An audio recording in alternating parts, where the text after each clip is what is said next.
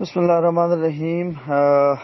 مصطفی صاحب کا ایک آڈیو کلپ کسی بھائی نے جو ہے وہ بھیجا ہے اور اس پہ سوال پوچھا ہے کہ اس میں ایک واقعہ انہوں نے بیان کیا ہے۔ رسول اللہ صلی اللہ علیہ وسلم نے ایک رات حضرت عائشہ رضی اللہ تعالیٰ عنہ سے فرمایا کہ جو چاہتی ہے تو کہہ اور میں جو ہے وہ تمہیں دوں گا، یا میں تمہارے لیے دعا کروں گا، یا میں تمہارے لیے آسانی کروں گا۔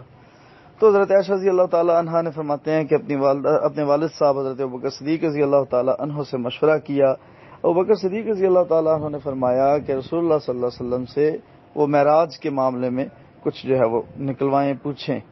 تو رسول اللہ صلی اللہ علیہ وسلم نے پھر یہ حدیث بیان فرمائی بقول مصطفی صاحب کے ثاقب رضا مصطفی صاحب کے، کہ وہ کہتے ہیں کہ رسول اللہ صلی اللہ علیہ وسلم نے فرمایا کہ جو بندہ ٹوٹا ہوا دل کسی کا جوڑ دے تو اس کے لیے بغیر حساب کتاب کے جنت ہے۔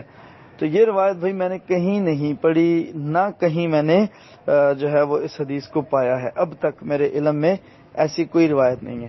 اس کے اپوزٹ متعدد ترین مسئلے موجود ہیں، روایات موجود ہیں۔ وہ بریرہ والا بڑا معروف واقعہ میں اس میں ایڈ کر دیتا ہوں کہ اس کے شوہر اس سے بڑی محبت کرتا تھا۔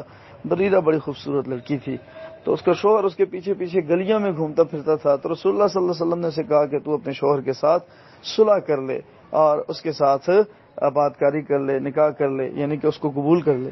یہ پہلے دونوں غلام تھے، پھر دونوں آزاد ہو گئے۔ جب آزاد ہو گئے تو بریرہ نے اپنے شوہر سے علیحدگی اختیار کر لی۔ اب مسئلہ یہ تھا کہ اس نے کہا کہ رسول اللہ صلی اللہ علیہ وسلم سے بریرہ کہنے لگی کہ اللہ کے رسول یہ آپ کا حکم ہے یا مشورہ ہے؟ تو رسول اللہ صلی اللہ علیہ وسلم نے فرمایا کہ یہ میرا مشورہ ہے۔ تو جب رسول اللہ صلی اللہ علیہ وسلم نے مشورے کا فرمایا تو بریرہ نے کہا کہ پھر میں آپ کا مشورہ جو ہے وہ تسلیم نہیں کرتی، چونکہ میرا دل نہیں مانتا اس کے ساتھ رہنے کو۔ ٹھیک ہے، وہ کالا کلوٹا ہے، میں الحمدللہ اللہ کا شکر ہے خوبصورت ہوں اور سارے معاملات جو بھی خواتین کے ہوتے ہیں۔